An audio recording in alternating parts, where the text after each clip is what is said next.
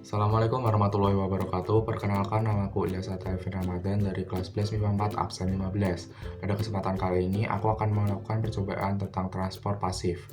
Apa sih transport pasif itu? Jadi transport pasif itu adalah sebuah perpindahan zat tanpa adanya energi. Nah, transport pasif ini dibagi menjadi dua macam. Yang pertama adalah difusi dan yang kedua adalah osmosis. Nah, yang pertama adalah difusi. Difusi ini adalah sebuah perpindahan zat dari yang bertekanan tinggi ke tekanan rendah. Kemudian zat tersebut akan terlarut dan menjadi sama. Dan yang kedua adalah osmosis. Osmosis ini adalah suatu perpindahan zat juga yang awalnya dari tekanan rendah ke tekanan tinggi melalui selaput semi permeable. Nah, jadi pada percobaan yang pertama kita akan melakukan percobaan tentang difusi. Nah, alat dan bahan yang kita perlukan adalah sendok, 1 gelas air, dan ini sirup Kartika. Kita akan menggunakan 1 sendok makan saja.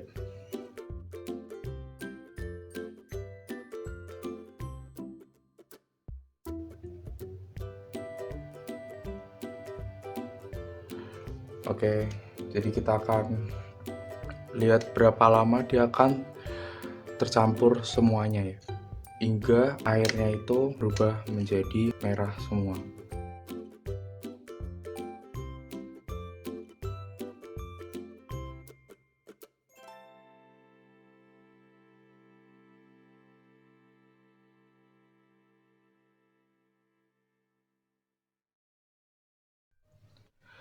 Nah, setelah 5 menit kita tunggu, ternyata larutan tersebut tidak benar-benar tercampur. Mungkin kita harus menunggu lebih lama lagi. Jadi ini akan kutunggu sekitar 10 menit lagi biar larutan tersebut benar-benar menyatu dan mencampur ya.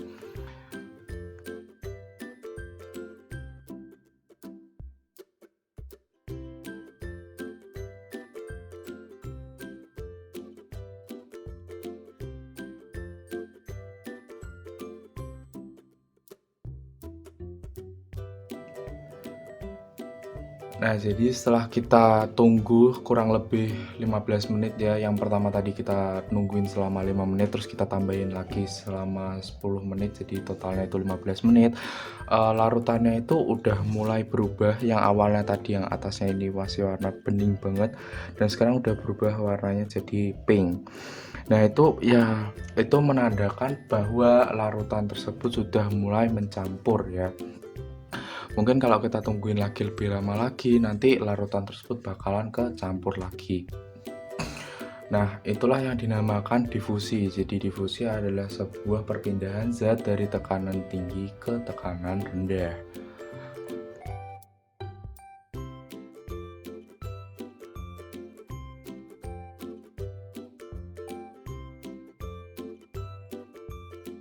Nah, oke, masuk ke percobaan yang kedua yaitu tentang osmosis.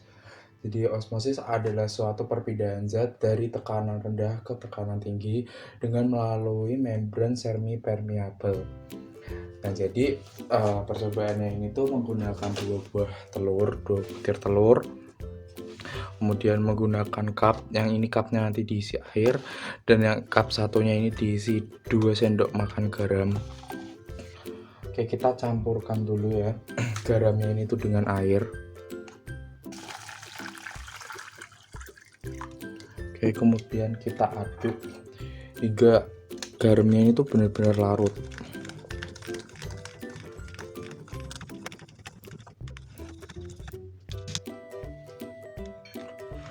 Kemudian kita tuangkan air ke sini. Nah, setelah itu kita akan masukkan ini telurnya ke dalam air biasa sama air yang udah dicampur garam.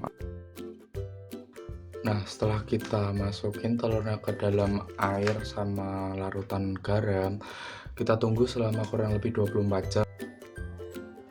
Oke, jadi ini penampakannya setelah didiamkan selama 24 jam.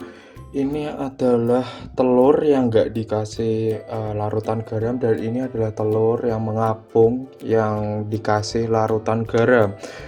Yang dikasih larutan garam itu dia tuh sedikit bergelembung dan telurnya itu mengapung ya.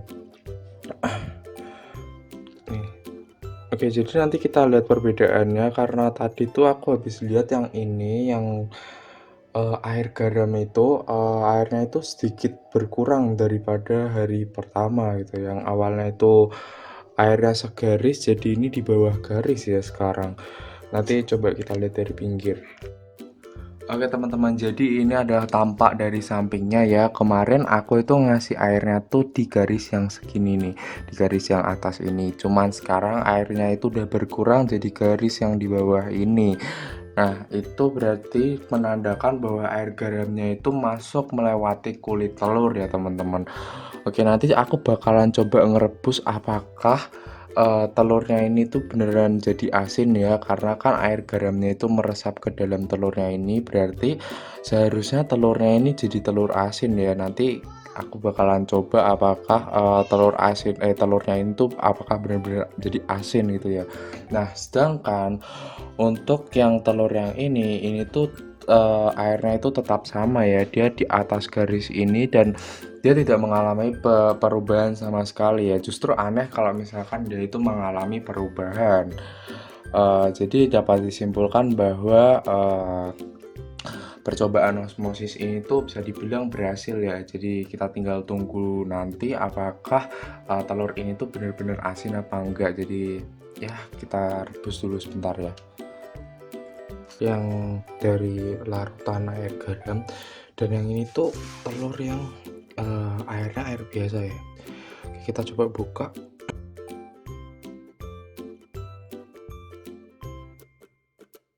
Oke, jadi kalau misalkan yang air garam itu dia kuningnya itu agak keputihan.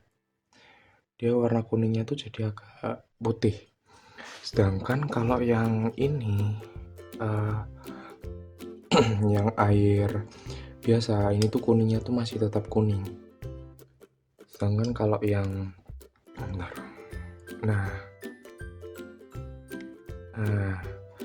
kan kuningnya ini kan masih tetap kuning ya. Ini yang dari apa namanya air biasa, kalau ini yang dari air garam tuh kuningnya beda. Oke, sekarang kita cobain dari rasanya itu kayak gimana ya? Apakah yang dari telur asin itu yang dari larutan air asin itu bakalan asin ya?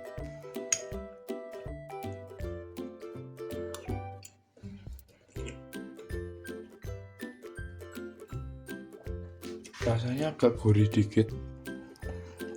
Ini yang air asin ya. Kalau yang ini sekarang yang air biasa.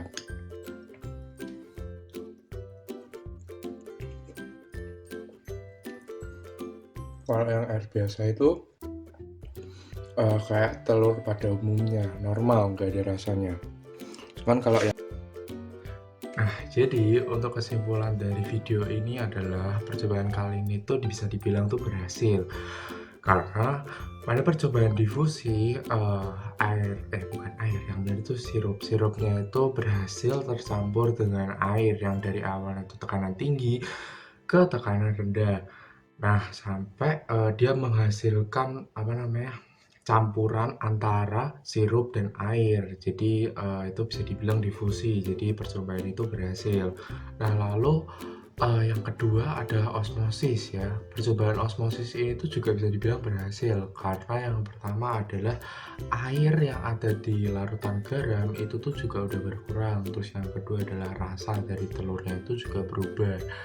Nah, kenapa kok bisa itu bisa dibilang berhasil? Karena dari dua kesimpulan itu, karena osmosis itu adalah suatu perpindahan zat dari yang awalnya itu tekanan rendah ke tekanan tinggi dengan melalui selaput atau membran ya, membran semi permeable. Nah, membrannya ini tuh diibaratkan adalah sebagai cangkang telur. Nah, ketika garamnya ini tuh melewati cangkang telurnya itu tadi, maka telur yang ada di dalam ini rasanya ini akan berubah menjadi asin.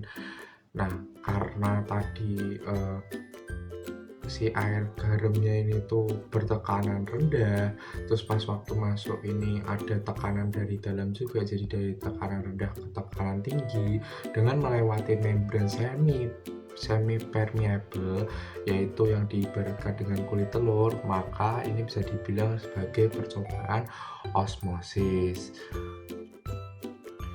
Oke, mungkin sekian dulu videonya dari saya, Ilyas Ataifin Ramadan, absen 15 dari kelas 11 MIPA 4. Dan apabila ada kesalahan mohon dimaafkan. Sekian, terima kasih, dan wassalamualaikum warahmatullahi wabarakatuh.